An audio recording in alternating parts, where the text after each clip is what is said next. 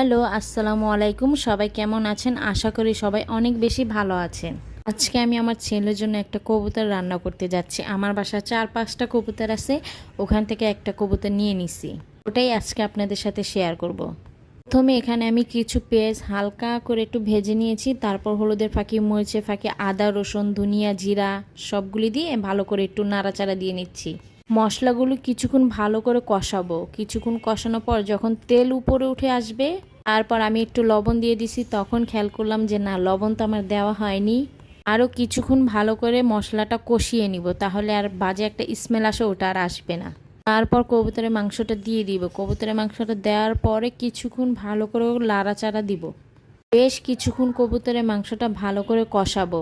কবুতরের মাংস ভালো করে কষিয়ে রান্না করলে অনেক খেতে টেস্ট হয়। ভালো করে এটা একটু কষানো হোক। কষানো হলে তেলটা যখন উপরে একটু চলে আসবে, তখন আমি একটু পানি দিয়ে দিব। পানি দিয়ে আমি আর কিছুক্ষণ লাড়াচাড়া করব। ভালো করে কষাতে হবে, কেননা কবুতরের মাংস ভালো করে না কষালে হয় না। আর কবুতরের মাংস গলতেও অনেক সময় নেয়, খাসির মাংসর মতন। যদি বাচ্চা কবুতর হয় তাহলে বেশিক্ষণ সময় লাগে না, কিন্তু এটা বুড়া কবুতর, তো এটা হয়তো একটু সময় লাগবে।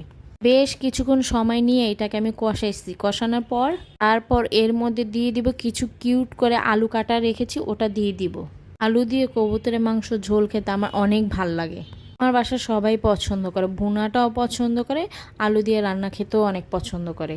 এখানে আলু আমি ছোট ছোট 2 পিস নিছি, কেননা একটা কবুতর তো, আর কবুতরটা অনেক বড় ছিল মাশাল্লাহ। মাংস হয়েছে মাশাল্লাহ 300 গ্রামের মতন তো মাংস হবে কবুতরটা শৈলে। ভাবছি বাসায় তো আরও কবুতর আছে, 2টা বাচ্চা কবুতর আছে।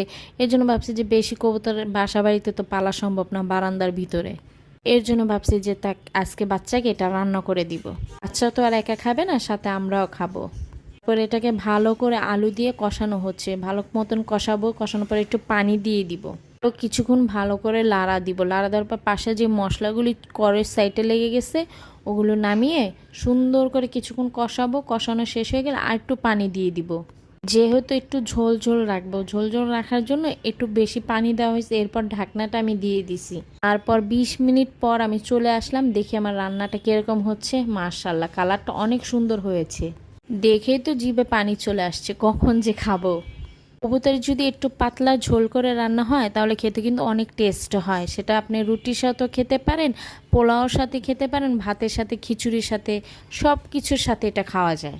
ঢাকনাটা তুলে দিছি, কিছুক্ষণ বলক আসুক। বলক আসার পর তো যেহেতু তরকারিটা হয়ে গেছে, একটু পর নামিয়ে ফেলবো। নামানোর আগ দিয়ে কিছুটা জিরার ফাঁকি দিয়ে দিব।